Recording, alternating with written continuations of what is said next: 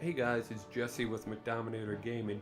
Hope you're having a good day today. We are 12 days out from the end of the season. And my video equipment's going to be a little bit trouble, so hopefully it holds up here for me today. We are sitting at 4778, goal of 5,000. We just missed last season. I got to 4966 before going on a losing streak to end the season. I still got that. Thankfully, I got my Master 1 chest still because I'd hit 4,900. So still got that. Have a little bit of work to do.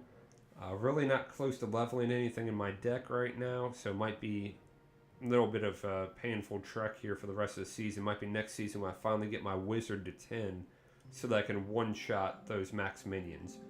So we're going to go over a couple games today. Let me find which ones. We won't do Three Musketeer. Royal Giant's about to get a nerf. So we'll go over these top two then.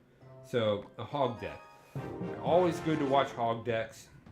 You see them everywhere. Hog, how it's avoided a nerf, I'm not sure. I don't feel like it's overpowered, but at the same time, it is so highly used that I'm surprised that it's not nerfed yet. Alright, so I go ahead, have a bad turn of events right there at the start with my goblins dropping right on top of the princess. Anytime that E-Waze gets across that bridge, I drop my knight right on top of him, and I go ahead and combo my balloon. And right here, I don't mean to speed that up, sorry. I went ahead and used my arrows on those minions because the tower was targeting my knight. If the tower was targeting my balloon, I would not have used my arrows, and I would have let the minions kill my balloon, and then let the balloon death damage kill the minions while they attacked my knight.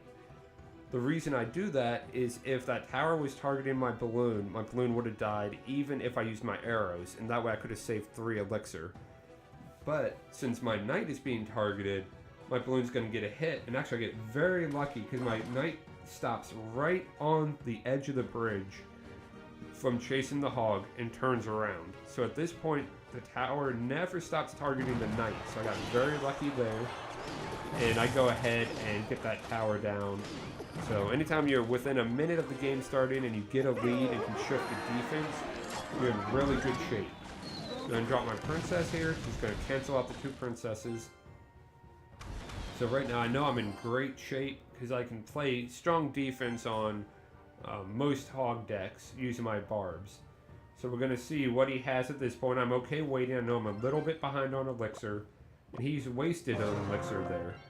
So I go ahead and use my barbs to counter his elites. So now I'm going to have to combo something on his hog. I didn't want to have to use my barbs on them. But, not much I can do about that. I decide I'm going to go ahead. Oh, it looked like I was going to launch there. I decided not to. Okay. So my wizard goes left lane. I know the wizard's going to take care of those minions. In comes the fireball. And he decides not to zap my wizard as well to kill it. So that turned out pretty well for me. So I go ahead and combo on the right again. I had not seen that he had that Inferno yet. I thought all he had was that Electro Whiz. I tried to catch the tower, Electro Whiz, and Inferno. I missed, only got one of them. Bad play by me. That leaves me open to a counter push. Now I'm going to be patient here because I saw I only had a couple seconds until I was going to get double elixir and I could get my barbs out. So I went ahead and waited, gave up an extra hit or 2, but I got my barbs out instead of a weaker unit.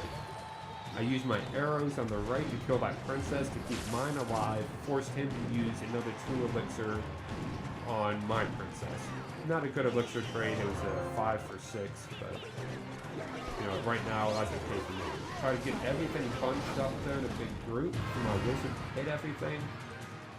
And they all got bunched up great, like wonderful. Again, I'm going to use my princess on the right to try to force him to play things on the right side. And now with this amount of time left, I'm going to freeze both of those. And get my knight down in the middle. And let him whittle down that hog. Ignore the things on the right. I don't care about those minions. Can't do enough damage in time, so we were able to pull this off. The big thing with the wizard is being able to bunch up troops. So use your knight to try to lure troops into a little group together before dropping your wizard so that your wizard can hit everything at the same time, do as much damage, and get as much value out of him as you can. Now, the second game I'm going to show you today, I want to come out this. What a small gaming world it is, because this clan is actually a really good YouTuber that I follow myself. And actually, this guy's dropped to number 3 now. But Kairos Time YouTube, you should definitely check him out. And on Twitter, he's Kairos Time 0, KAIROSTIME, the number 0. And he's actually a really good YouTuber. Enjoy his videos a lot. I wound up tweeting him about this because I got to play one of his members. Guy's actually, he's a good player. And I had a lot of fun playing him, and I saw what clan it was. Just kind of cool that got to wind up playing somebody that I'm familiar with. So we're going to watch this one as well. This was a close game and a good game. So it looks like he starts, if I remember correctly, the same strategy I do with using his princess up top. He actually hesitates a second, which works out for him because he's able to get one of those goblins, and we wind up canceling each other's princesses out. But he's wasting elixir right now, which is not good for him. I go ahead and get my wizard up top, take care of those minions, and I go ahead and ignore his miner. I get my balloon out in front of my wizard. I was going to have it tank for my wizard. Fireball obviously cancels that out. Get the freeze down. I know he's low on elixir at that point, so we're going to get 2 hits in, plus death damage, and we're off to a good start. So I'm going to wait for that princess to target my tower, then drop my goblins, let them kill her so she gets 1 shot off, but I have to wait so that she does not target my goblins. Get my princess down to help out with the skeleton army, and I thought he was going to go to my tower with that miner. He went to the princess, probably the smarter play. I played my defense wrong on that one. So I'm going to try to counter again here. For the first time I see the Inferno Tower. I do not have my freeze ready. I have my arrows ready, but they weren't ready in time. Go ahead and freeze those, and not going to get anything but death damage. That's alright, so go ahead and use my arrows. I know I'm behind on elixir now, so I need to make my next exchange valuable for myself. Now, if he had launched that an elixir or 2 earlier, I would have been in better shape. But he does have his zap ready. He decides not to use it. It would have killed my goblins. Might have gotten him another couple hits there on my tower. And in the long run, that does wind up costing him. So I was not able to get the exchange for the princesses. And he gets an extra hit from his princess on the tower. He already has his Inferno ready. He knows what I'm going to send next. He did a good job with that. But I also know at this point what he's going to do. Because last time, when I did this, he dropped his minion horde. So I know what's coming next. So I go ahead and preemptive arrow, and down go the minions. So that preemptive arrow is so key to this deck. So key to this deck. So we go ahead and get that. So go ahead and take care of those. It looks like my feed may have cut out a second, so I've been having trouble with that. And go ahead and use my arrow to take out his princess. And at this point, he has to cycle back around to 2 spells. He's not going to be able to do anything else. He's going to need 2 spells or his barrel to hit. His downfall is his barrel is going to get frozen. He's going to use that to get a knight down there just for protection. He's not going to get back around in time.